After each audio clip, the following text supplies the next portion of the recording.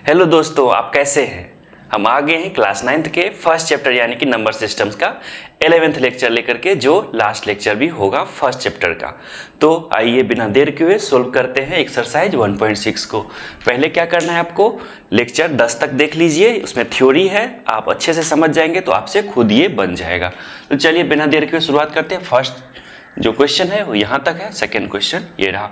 तो first question को solve करते हैं। इसका पहला क्या है, फाइंड करना है क्या, 64 रेज़ टू पावर 1/2 है, यानी कि हमको किसी का स्क्वायर ये होना चाहिए।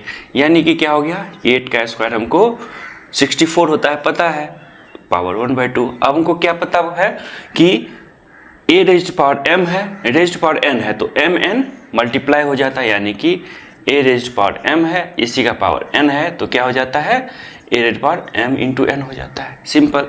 तो क्या करना है, 8 का पावर 2 है इंटू 1/2 है, ये 2 खत्म हो जाएगा, 8 का पावर 1 बच जाएगा। इसका वैल्यू कितना होता है, 8 होता है। ठीक है, ये लिखना आपके लिए जरूरी होगा यदि मार्क्स फुल चाहिए तो।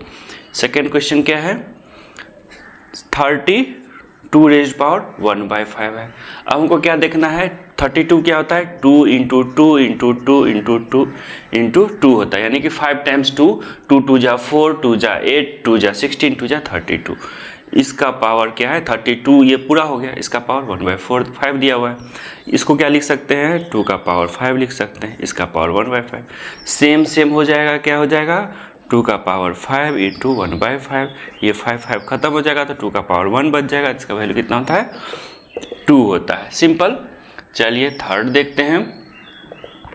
थर्ड क्या है, ये रहा 125 रेज़ टू पावर 1/3। सिंपल, हम क्या जाते हैं, 5 इंटू 5 25, 25 इंटू 5 क्या होता है, 125, 1/3 पहले से दिया हुआ है, ये क्या हो जाएगा, 5 का क्यूब इंटू 1/3।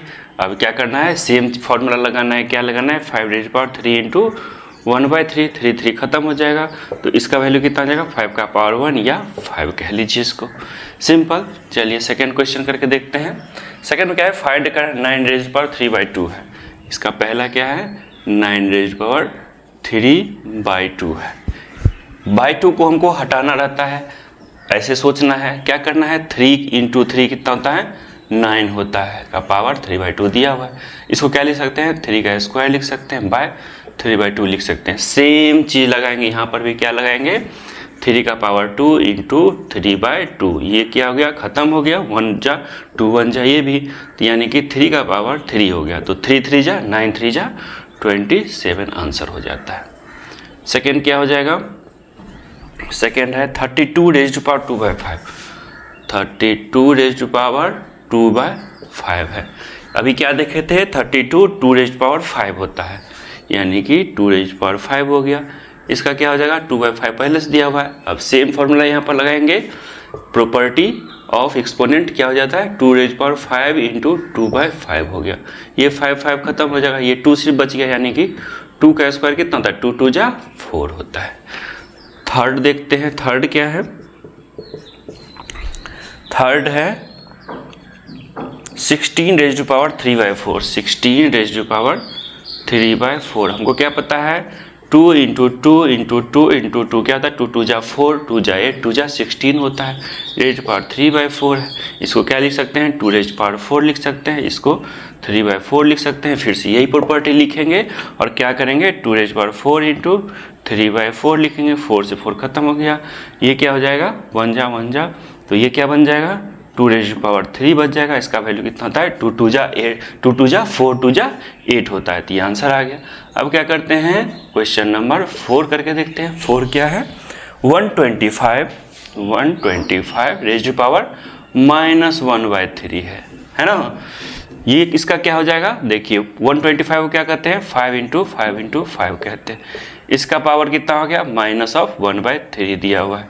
इसको क्या लिख लेते हैं, 3 टाइम्स है तो 5 का क्यूब लिखते हैं, -1/3 है, तो इसको फिर से सेम प्रॉपर्टी लगाएंगे, तो क्या हो जाएगा, 5 का पावर 3 इंटू -1/3, 3 से 3 हो गया, 1 टाइम्स 1 टाइम, तो 5 का पावर -1 बच गया। इसको क्या करते हैं, 1/5 लिख लेते हैं, यानी कि ये प्लस वाला पावर माइनस वाला प्लस में ऐसे डिनोमिनेटर में आ जाता है, जान रहे हैं आप। तो इस तरह से क्वेश्चन को सॉल्व करते हैं। थर्ड क्वेश्चन है सिंप्लीफाई करना है इन सब को, तो कैसे करेंगे चलिए देखते हैं। फर्स्ट क्या लिखा हुआ है, 2 raise to power 2/3 into 2 raise power 1/5 लिखा हुआ है। हम क्या पढ़े हैं, बेस सेम रहता है, यानी कि a रेज़ पावर m रहता है into a raise power n रहता है।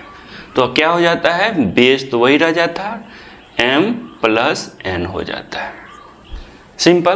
तो इसी फॉर्मूले को, फॉर्मूला नहीं कहेंगे, प्रॉपर्टीज ऑफ एक्सपोनेंट कहेंगे। इस प्रॉपर्टीज को यहाँ पर लगाते हैं, यानी क्या हो जाएगा, 2 रेज़ पावर 2/3 प्लस में 1/5 हो जाएगा। इसका क्या वैल्यू हो जाएगा, इस दोनों का एडिशन आपको आता है, क्या करते हैं, दोनों का एलसीएम लेते हैं, 15 हो जाएगा, 3 5 जा और 5 3 जा, तो इसका वैल्यू कितना आ जाएगा, 2 रेज़ पावर 13/15 हो जाएगा। फर्स्ट हो गया।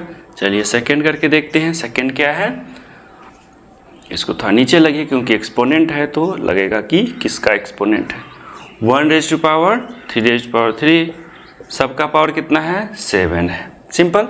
इसको क्या लिख सकते हैं कि डिनोमिनेटर में यदि हमको एक्सपोनेंट है उसको न्यूमरेटर में ले जाना है तो क्या हो जाता है, पावर सिंपल माइनस में लिखा जाता है, यानी कि ये क्या हो जाएगा, 3 रेज़ पावर -3 हो जाएगा और ये तो ज्यों का त्यों रह जाएगा।